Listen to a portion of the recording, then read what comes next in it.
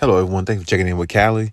You know, I have to say, a lot's been going on about, a lot of rumblings, a lot of, you've been hearing a lot of things more so about James Harden in regards to the Clippers' success, along with, of course, Kawhi Leonard, the best player on the team.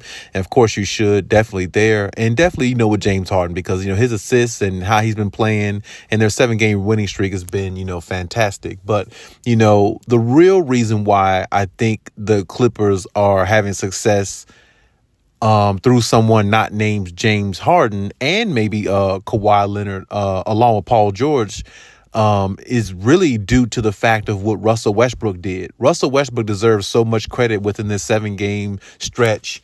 Not only just a 7-game winning streak they have, but in regards to the totality of the team, because, Russ went from a superstar, knowing that he could play a superstar role in his mind just last year with the Lakers, leave them, come to the Clippers, be in the starting lineup.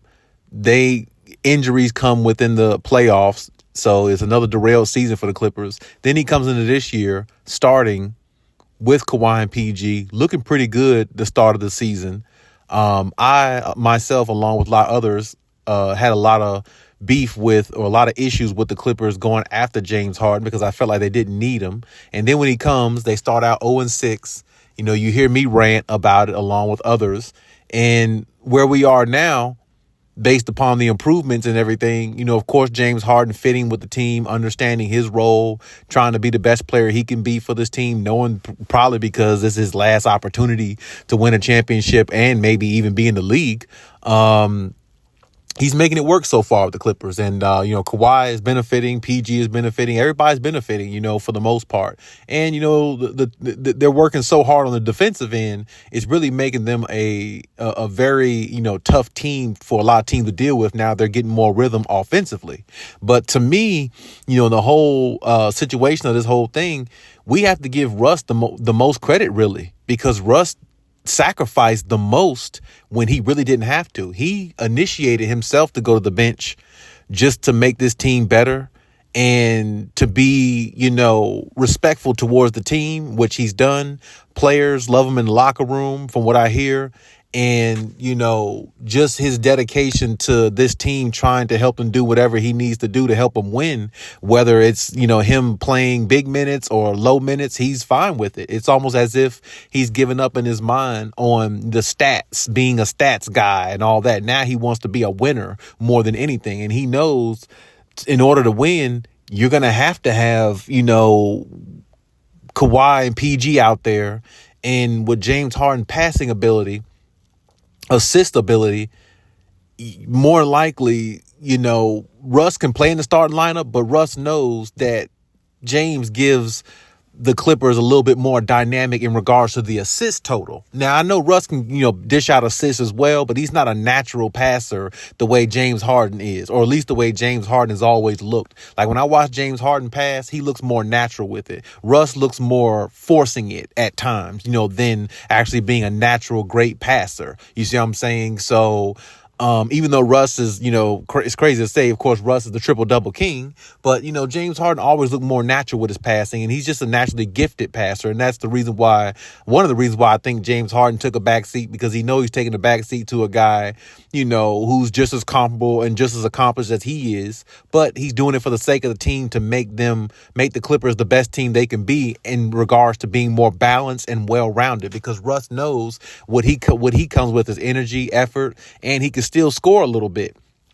And he can still push the pace. He can still get off the ground and, bounce on somebody. And he can still do all those things. And he knows that this is one of his last opportunities possibly to win a championship as well. And I think that, with him doing that, is really ultimately put this team in the position that they're in as we speak right now. Because with that sacrifice that he made, knowing that he's a superstar caliber type player in some people's minds still, and him still being able to put up big numbers, the sacrifice that he made for this team, ultimately, if they win the championship, they're really going to have to thank Russ a lot, because he could have just been stubborn and said, I want to stay in the starting lineup and let coach Ty Lue pick who going to go to the bench, not, subject himself and say, hey, I'll be the bigger person and go to the bench because I really want this to work. And with all the talent we got now, sacrificing is all we need to do a little bit, because if we have more balance scoring